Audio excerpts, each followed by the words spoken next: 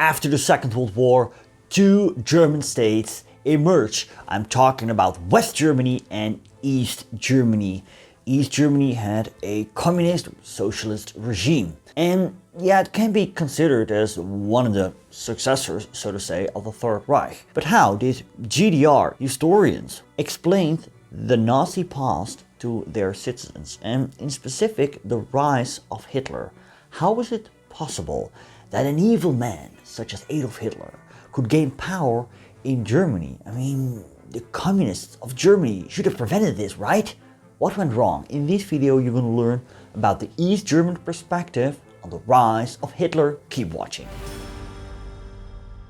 Good to have you back on the channel. If you're new, I'm Stefan, I'm a Dutch history teacher and I like to hustle history for you. And if you find it interesting, well, consider subscribing and also hit that notification bell if you want to support me. You can do so via Patreon, PayPal or via a super thanks. In a previous video I explained how GDR historians viewed the Nazi era in World War II. Now we're gonna take a look at how Hitler, according to the Marxist historians, came to power. Whose fault was that? When on the 8th of May 1945 the German armies laid down their weapons, the division of Germany came into effect. According to Allied agreements, the territories in the east, East Prussia, Pomerania and Silesia, went to Poland and the USSR. In the west, the Western Allies, Great Britain, France and the US, set up their occupation zones.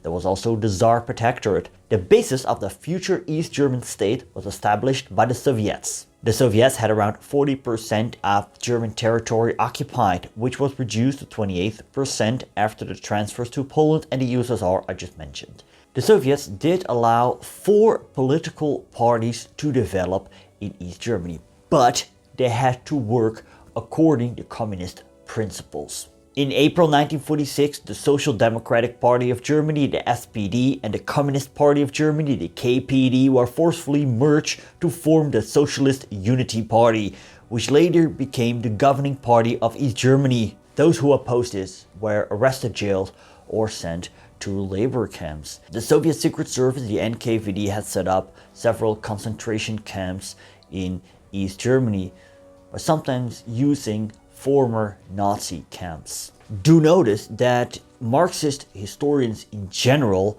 are very history minded. They base their legitimacy on history.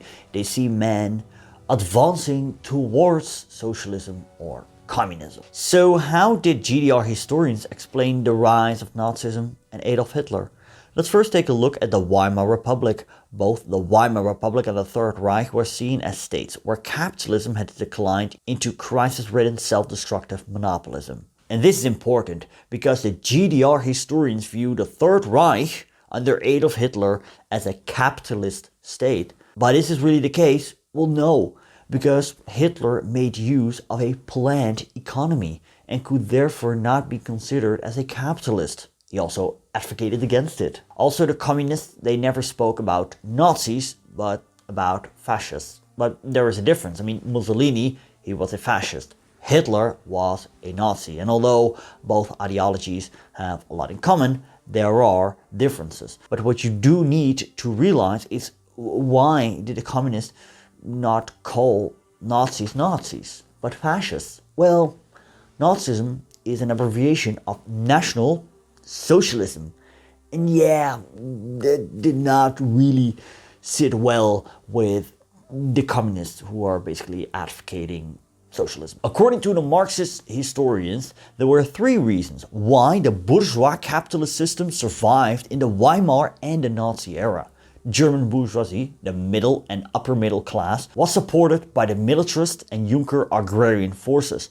Second, it was supported by the British and Americans who wanted to keep a capitalist Germany as a bulwark against the USSR. Third, the German working class was betrayed by the Social Democrats who worked with the capitalists rather than forming a united front with the communists united in the KPD, the Communist Party of Germany. Now let's take a look at a specific event, and I'm talking about the German Revolution that occurred in November 1918 when Germany was still at war against the Entente. The revolution started in Kiel and then spread inland. The reason that socialism did not triumph was the fault of the Social Democrats of Germany.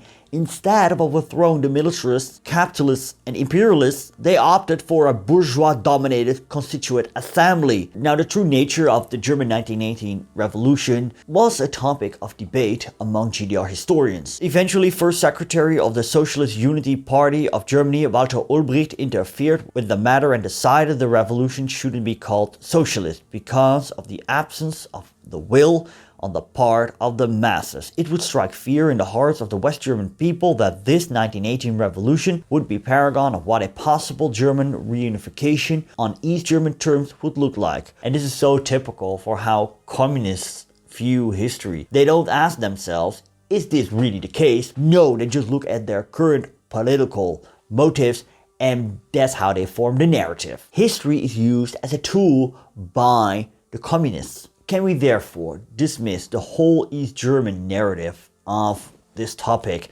as pure political propaganda, indoctrination, in other words, garbage? Well, no, I'll get to that later. During the 1920s, the American loans of the Dawes Plan destabilized the German economy. Again, the German Social Democrats are blamed for not standing up against the monopoly capitalists. But the German communists, they are also to blame. Internal quarrels and adventurous undertakings, such as the March Action of 1921, made the party ineffective to carry out the Marxist-Leninist principles. Only with the election of Ernst Thälmann in 1925, the party became more structured and disciplined. Nazism, or according to GDR historians, fascism, was a product of the class struggle between monopoly capitalism and workers and existed independently of the Great Depression. It is defined as an attempt of the most reactionary and ruthless monopolies to crush the growing strength of the working class by resorting to mass demagoguery, terror, and a totalitarian dictatorship. For this purpose, the monopolist elements supported a clique of fascist thugs who were to build up an anti-labor mass movement among the petty and middle bourgeoisie. From the Marxist perspective, the resort to fascism involved no major change of policy on the part of the great bourgeoisie, but merely a shift from what is viewed as a bourgeois parliamentary dictatorship to a fascist terrorist one. The difference between bourgeois capitalism and fascism was one of degree. Now, what is interesting is that one fundamental aspect of Nazism is being ignored by the Marxist historians. And I'm talking about the leadership principle, the Führer cult. By Marxist historians, Hitler was just seen as a frontman of monopolist interests, and paying attention to him would divert attention to the real culprits. And another reason why the Marxist historians don't mention this, I think, is because they had leadership cultism as well. Therefore, it's understandable they don't elaborate on it as much. Now, where they also don't elaborate on are the inhumanities of racism that were carried out by the Nazis. These were all characteristics of the capitalist order GDR historians believed the Nazis were part of. What is also denied by the GDR historians is the role of the lower middle class when it came down to the rise of Nazism. Looking at the great industrialists, or as the GDR historians call them, the monopolists, GDR historians argue that they helped the Nazis with gaining power. The truth is that they only gave their financial support once the Nazis had gained power and can therefore be viewed as pure opportunists. What this theory did attribute to the mainstream narrative was that there was now more focus on the role of the German industrialists during the Nazi era, an aspect of history that was ignored for decades after the Second World War. The build-up of fascism was a gradual one. The argument runs that not everything was planned beforehand, but each government before 1933 attributed to the rise of Nazism. Although these governments weren't fascist, they were seen as tending in that direction, each being more dictatorial,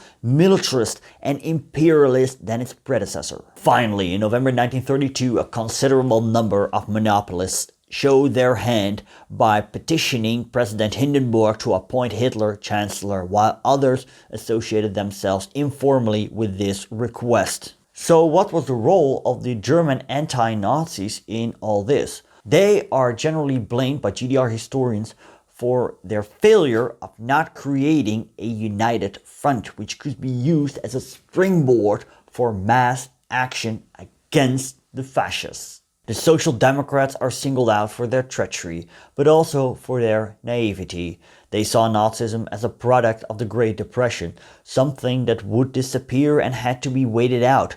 For the communists, Nazism was a product of monopoly capitalism that existed independently of the Great Depression, although that did speed up its rise. According to them, Nazism could never be defeated in the current system, but by the destruction of this system. Mass action was therefore needed. But the German communists, they failed to set this up. Also because the Social Democrats were unwilling and therefore the communists, they lacked the strength. In reality, the story is a bit different.